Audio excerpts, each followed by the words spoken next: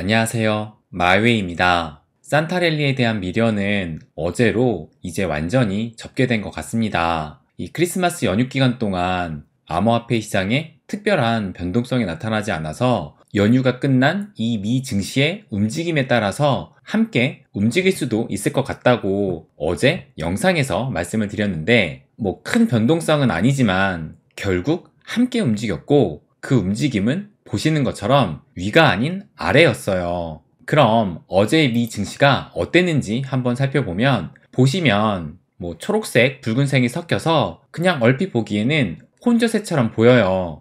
그런데 이 시총이 큰 빅테크들이 붉게 물들었고 또 중소형주들은 그래도 초록색이 전체적으로 많이 보여서 선방을 했다고 보여집니다. 문제는 이 붉은색의 빅테크들인데 구글 같은 경우는 마이너스 2%, 아마존은 마이너스 2.5, 엔비디아는 마이너스 7%나 하락을 했고 이 테슬라 같은 경우는 무려 11%가 넘게 폭락을 했어요. 정말 이 테슬라가 진짜 끝도 없이 하락 중에 있습니다. 그래서 지금 현재 109달러까지 내려왔고 이제 100달러 선까지 위협받고 있어요. 그래서 이 차트를 한번 좀 보게 되면 보시면 역대 최고점 대비해서 현재 마이너스 73%나 폭락을 했습니다. 이 정도 수준이면 지금 이 비트코인과 이더리움을 보면 올타임 하이 역대 최고치 대비해서 비트가 75%, 이더리움이 74%니까 지금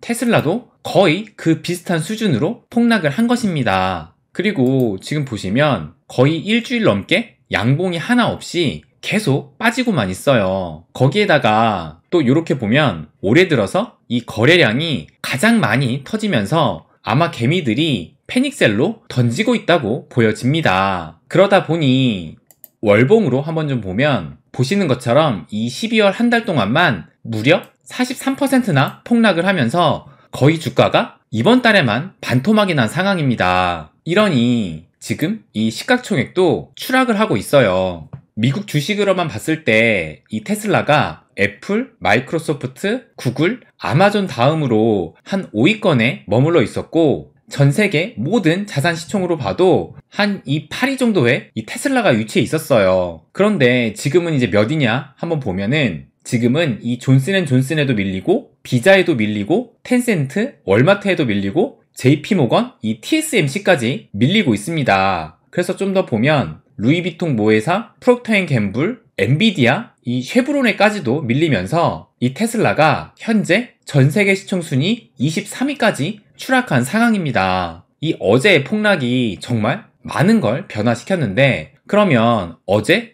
왜 이렇게 이 11%나 폭락을 했냐? 그 원인을 한번 좀 찾아보면 이 테슬라의 상하이 공장이 코로나 확산의 이후로 지난 크리스마스 이브 24일부터 생산을 중단을 했는데 그런데 추가적으로 1월 초에 잠깐 공장을 가동을 하고 긴 춘절 기간 동안에 또다시 생산을 중단한다라는 이런 일시 휴업 소식이 어제 또 전해지면서 이렇게 11%나 급락을 했다고 합니다. 휴업을 한다라는 게 그리 큰 소식이냐 할 수도 있는데 작년과 비교해도 이 크리스마스라고 또 춘절이라고 공장 라인 전체를 작년에는 멈추지 않았다고 해요. 그만큼 지금 테슬라의 수요가 줄고 있으니까 공장 가동을 멈추는 게 아니겠느냐 그런 우려가 커진 데다 이게 또 최근에 계속 주가가 떨어지니까 그 공포심과 맞물리면서 더 큰 이런 폭락으로 번졌다고 보입니다. 이런 가운데 이 최근까지도 암호화폐는 다단계 사기라고 말을 했던 이 노벨 경제학상 수상자인 폴 크루그먼이 테슬라를 암호화폐와 빗대어서 이 테슬라가 폭락한 어제 머스크는 못 믿는다라는 한 칼럼을 냈다고 해서 이런 기사가 나왔어요. 그래서 그 칼럼의 제목이 바로 요것인데 테슬라 스토리가 말이 되나요? 라고 어제 이렇게 이 뉴욕타임스 칼럼을 냈다고 합니다. 그래서 이 칼럼에서 뭐라고 했냐면 보시면 이 테슬라와 비트코인은 당신이 생각하는 것보다 더 많은 공통점을 갖고 있을 수 있다라고 하면서 수년간의 노력에도 불구하고 암호화폐는 돈 세탁을 제외하면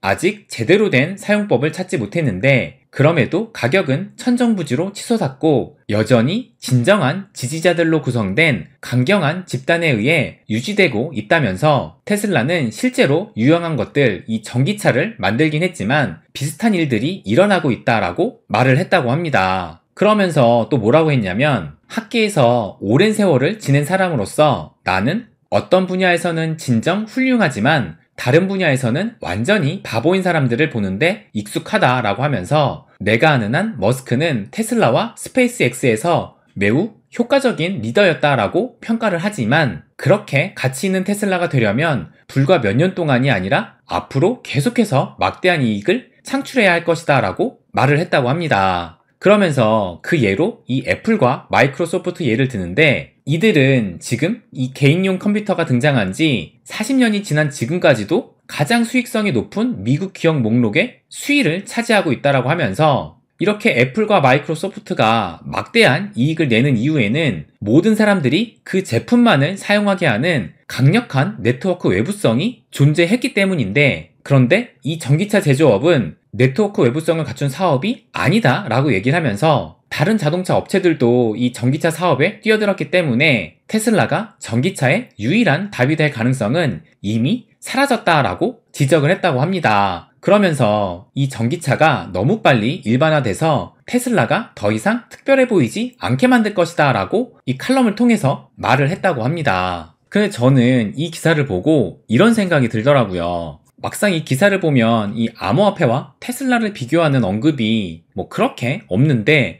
굳이 이 공통점이 많다면서 왜 같이 또 깠을까 생각을 하면서 또 이 폴 크루그먼 교수가 이 애플과 마이크로소프트를 예로 들면서 테슬라는 이들과 같은 장기적인 수익을 못 낼 것이다 라고 얘기를 했는데 저는 이런 시각으로 바라봤다라는 것이 진짜 노벨 경제학상을 수상한 사람이 맞나라는 생각이 들었어요. 왜냐면 우리는 알잖아요.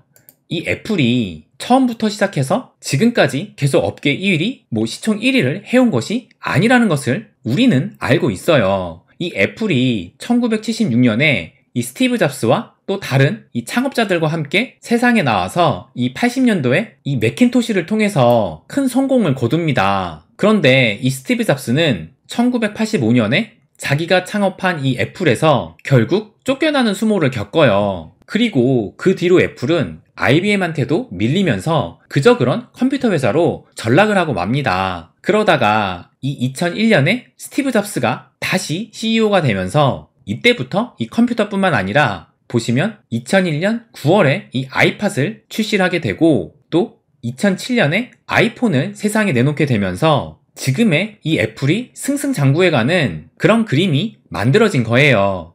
그러니까 이 애플이 처음부터 지금까지 컴퓨터를 만들어서 그것으로 대박이 나고 지금까지 이어온 회사가 아니고 중간에 계속 아이폰, 아이팟, 아이패드와 같은 혁신적인 제품을 통해서 회사가 발전을 해왔던 거예요. 그래서 이 애플의 매출 구성을 좀 보면 아이폰이 53%로 절반 넘게 차지하고 있고 그리고 애플의 여러 소프트웨어를 구독하는 이 서비스 분야가 19%로 두 번째로 매출 비중이 높고 정작 애플이 처음 시작한 이 컴퓨터 제조업은 이제는 10%밖에 이 매출 비중을 차지하지 않고 있어요. 그리고 이 마이크로소프트도 마찬가지입니다. 이 마이크로소프트도 성공에 가장 큰 기여를 한 윈도우로 지금까지 먹고 사는 게 아니라 이 매출 비중을 보시면 윈도우가 포함된 이 개인용 컴퓨팅 부분이 매출의 3분의 1을 차지하고 있고 또 이 비즈니스 업무용 프로그램 부분이 또 3분의 1 그리고 이 클라우드 분야가 나머지 이 3분의 1도 매출이 발생하면서 처음에 이 마이크로소프트의 모습과는 많이 달라지면서 지금까지 성공을 해오고 있는 거예요. 그런데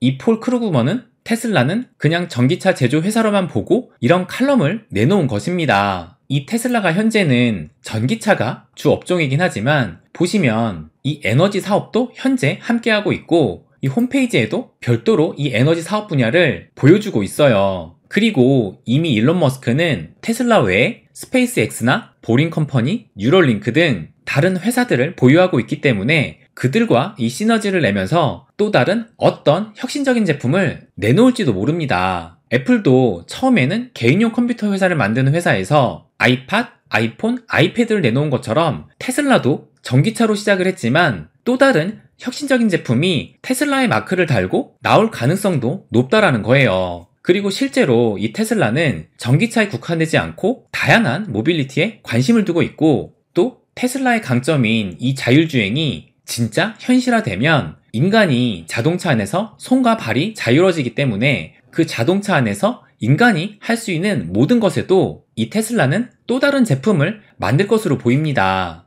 제가 지금 이 테슬라를 옹호하는 것이 아니라 이 폴 크루그먼이 얼마나 편협한 사고로 테슬라를 바라보고 또 암호화폐까지 그런 시각으로 바라봤는지 이 기사를 통해서 알게 됐다고 말씀드리고 싶은 거예요. 테슬라나 비트코인이나 언젠가는 바닥을 찍고 다시 부상할 것이고 또 테슬라도 암호화폐도 미래에는 한 축을 담당할 것이라는 것에는 변함이 없습니다. 그리고 이 테슬라가 그리고 있는 이 미래 세계에서는 지금의 돈보다는 이 암호화폐와 CBDC가 통용되는 모습이 더 자연스럽다고 봅니다. 그래서 어쩌면 이 테슬라의 성공보다 암호화폐의 성공 가능성이 더 높다고 생각을 해요. 우리는 지금 이 세계가 변해가고 있는 그 과도기 중에 서 있어요. 과거에도 그 과도기를 거쳐서 큰 부가 발생했듯이 이번에도 이런 과도기를 거쳐서 새로운 부흥의 시대가 오고 또 새로운 부도 생겨날 것이라 믿습니다. 네, 그럼 오늘은 여기까지 하겠습니다. 항상 제 이야기 끝까지 들어주셔서 감사드립니다. 부자가 되는 길, 마이웨이.